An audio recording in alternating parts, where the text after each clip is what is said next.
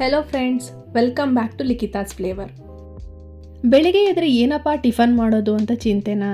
ಹಾಗಾದರೆ ಬನ್ನಿ, ಈ ಮಾವಿನ ಹಣ್ಣಿನ ಸೀಸನ್ ಮುಗಿಯೋ ಅಷ್ಟರಲ್ಲಿ ಒಂದೊಳ್ಳೆ ಮಾವಿನಕಾಯಿ ಚಿತ್ರಾನ್ನ ಮಾಡಿ ತೋರಿಸ್ತೀನಿ. ಟ್ರೈ ಮಾಡಿ. ಯಾರ್ಯಾರಿಗೆ ಉಪ್ಪು ಹುಳಿ ಖಾರ ಎಲ್ಲ ಊಟದಲ್ಲಿ ಜಾಸ್ತಿ ಇರಬೇಕು ಅಂತ ಅನಿಸುತ್ತೋ ಅವ್ರಿಗೆ ಈ ರೆಸಿಪಿ ತುಂಬಾ ಇಷ್ಟ ಆಗುತ್ತೆ. ಈಗ ಮಾವಿನಕಾಯಿ ಚಿತ್ರಾನ್ನಕ್ಕೆ ಬೇಕಾಗಿರೋ ಪದಾರ್ಥಗಳು ಏನೇನು ಅಂತ ನೋಡೋಣ ಬನ್ನಿ. 1/4 ಕಪ್ ಕಡಲೆಬೇಳೆ, 1/4 ಕಪ್ ಕಡಲೆ ಬೀಜ, 1 ಕಪ್ ಕ್ಯಾರೆಟ್ ತುರಿ, ಹಾಗೆ ಅರ್ಧ ಕಪ್ ಮಾವಿನಕಾಯಿ ತುರಿ, 1/4 ಕಪ್ ಎಣ್ಣೆ, ಕರಿಬೇವಿನ ಸೊಪ್ಪು, ಸ್ವಲ್ಪ ಕೊತ್ತಂಬರಿ ಸೊಪ್ಪು, ಹಾಗೆಯೇ 2 ಸ್ಪೂನ್ ಬೆಲ್ಲ, 7ರಿಂದ 8 ಒಣಮೆಣಸಿನ್ಕಾಯಿ, 1 ಸ್ಪೂನ್ ಜೀರಿಗೆ, ಸ್ವಲ್ಪ ಸಾಸಿವೆ, ಹಾಗೆಯೇ 1 ಕಪ್ ಕಾಯಿ ತುರಿ, ರುಚಿಗೆ ತಕ್ಕಷ್ಟು ಉಪ್ಪು. ಈ ಇಷ್ಟು ಐಟಮ್ನ ಯೂಸ್ ಮಾಡಿ ಹೇಗೆ ನಾವು ರುಚಿಕರವಾದ ಮಾವಿನಕಾಯಿ ಚಿತ್ರಾನ್ನ ಮಾಡೋದು ಅಂತ ನೋಡೋಣ.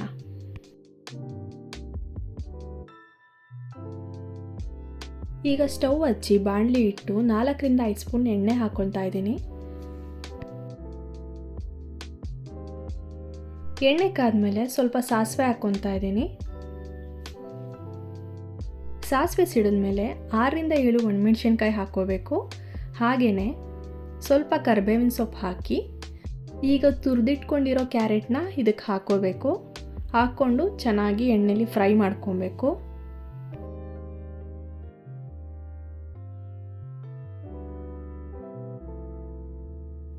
ಕ್ಯಾರೆಟ್ ಹಸಿ ಸ್ಮೆಲ್ ಹೋಗೋವರೆಗೂ ಚೆನ್ನಾಗಿ ಫ್ರೈ ಮಾಡ್ಕೋಬೇಕು. ಕ್ಯಾರೆಟ್ ಚೆನ್ನಾಗಿ ಬಾಡೋವರೆಗೂ ಫ್ರೈ ಮಾಡ್ಕೊತಾ ಇದ್ದೀನಿ.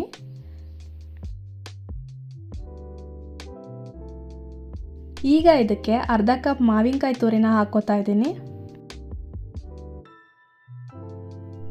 ಮಾವಿನಕಾಯಿನ ಚೆನ್ನಾಗಿ ತೊಳೆದು ಸಿಪ್ಪೆ ಎರೆದು ತುರಿದಿಟ್ಕೊಂಡಿದ್ದೀನಿ.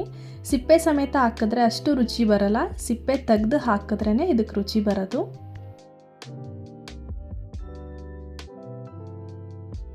ಈಗ ಇದಕ್ಕೆ 1 ಸ್ಪೂನ್ ಜೀರಿಗೆ ಹಾಕ್ಕೋಬೇಕು. ಜೀರಿಗೆ ಹಾಕ್ಕೊಂಡು ಚೆನ್ನಾಗಿ ಫ್ರೈ ಮಾಡಬೇಕು. ಜೀರಿಗೆನ ಡೈರೆಕ್ಟಾಗಿ ಎಣ್ಣೆಗೆ ಹಾಕೋಬೋದು, ಸಾಸಿವೆ ಆದಮೇಲೆ ಜೀರಿಗೆ ಹಾಕೋಬೋದು.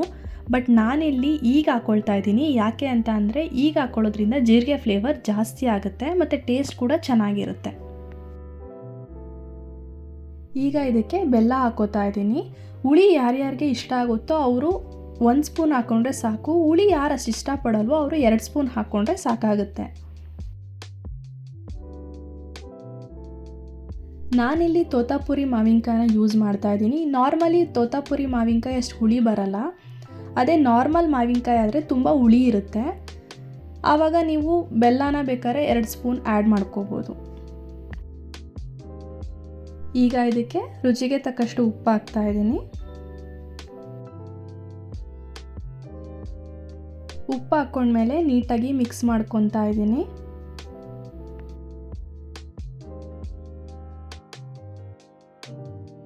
ಈಗ ಇದಕ್ಕೆ ಸ್ವಲ್ಪ ಕೊತ್ತಂಬರಿ ಸೊಪ್ಪು ಹಾಕ್ಕೋಬೇಕು.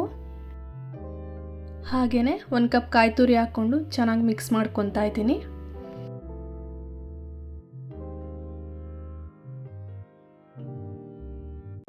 ಇದೇ ರೀತಿ ನೀಟಾಗಿ ಫ್ರೈ ಮಾಡ್ಕೋಬೇಕು.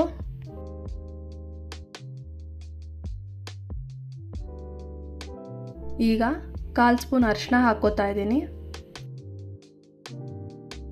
ಅರಿಶಿನದ ಹಸಿ ಸ್ಮೆಲ್ ಹೋಗೋವರೆಗೂ ಚೆನ್ನಾಗಿ ಫ್ರೈ ಮಾಡ್ಕೋಬೇಕು.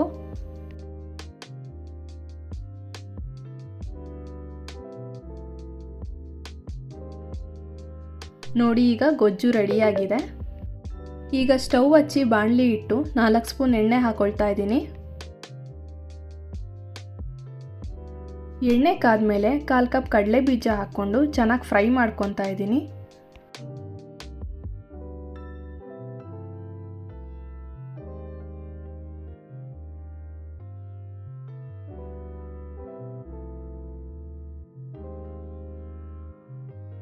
ಈಗ 1/4 ಕಪ್ ಕಡಲೆಬೇಳೆ ಹಾಕ್ಕೋಬೇಕು. ಕಡಲೆಬೇಳೆ ಹಾಕ್ಕೊಂಡ್ಮೇಲೆ ಎರಡನ್ನೂ ಚೆನ್ನಾಗಿ ಫ್ರೈ ಮಾಡ್ಕೋಬೇಕು. ಕಡಲೆ ಬೀಜ ಮತ್ತು ಕಡಲೆಬೇಳೆನ ಈ ಥರ ಸಪ್ರೇಟಾಗಿ ಎಣ್ಣೆಲಿ ಫ್ರೈ ಮಾಡಿಕೊಂಡು ಲಾಸ್ಟಲ್ಲಿ ಆ್ಯಡ್ ಮಾಡೋದ್ರಿಂದ ಚಿತ್ರಾನ್ನದ ಟೇಸ್ಟು ಇನ್ನೂ ಜಾಸ್ತಿ ಆಗುತ್ತೆ.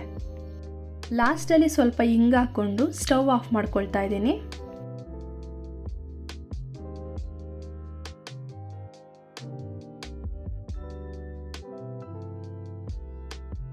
ಈಗ ರೆಡಿಯಾಗಿರೋ ಗೊಜ್ಜಿಗೆ ಫ್ರೈ ಮಾಡ್ಕೊಂಡಿರೋವಂಥ ಕಡಲೆಬೇಳೆ ಮತ್ತು ಕಡಲೆ ಬೀಜನ ಹಾಕ್ಕೊಂಡು ನೀಟಾಗಿ ಮಿಕ್ಸ್ ಮಾಡ್ಕೋಬೇಕು.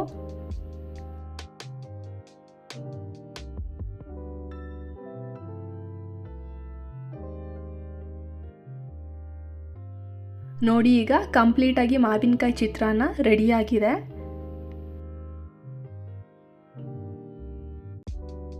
ಈ ಮಾವಿನಕಾಯಿ ಚಿತ್ರಾನ್ನ ಬಿಸಿ ಬಿಸಿ ಅನ್ನಕ್ಕೆ ಕಸ್ಕೊಂಡು ತಿಂತಾ ಇದ್ರೆ ಸಖತ್ತಾಗಿರುತ್ತೆ. ಅದರಲ್ಲೂ ಯಾರ್ಯಾರು ಉಪ್ಪು ಹುಳಿ ಖಾರನೆಲ್ಲ ತುಂಬ ಇಷ್ಟಪಡ್ತೀರೋ ಅವ್ರಿಗಂತೂ ತುಂಬಾ ಇಷ್ಟ ಆಗುತ್ತೆ.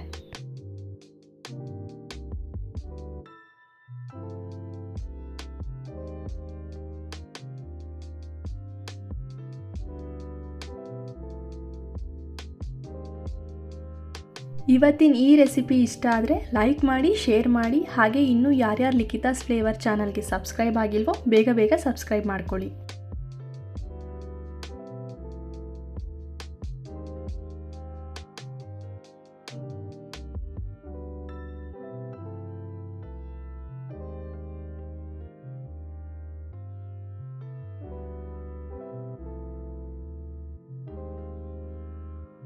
ಇದೇ ರೀತಿ ಇನ್ನೂ ರುಚಿಕರವಾದ ರೆಸಿಪಿಗಳ ಜೊತೆ ಮುಂದಿನ ವಿಡಿಯೋನಲ್ಲಿ ಸಿಗ್ತೀನಿ. Thank you.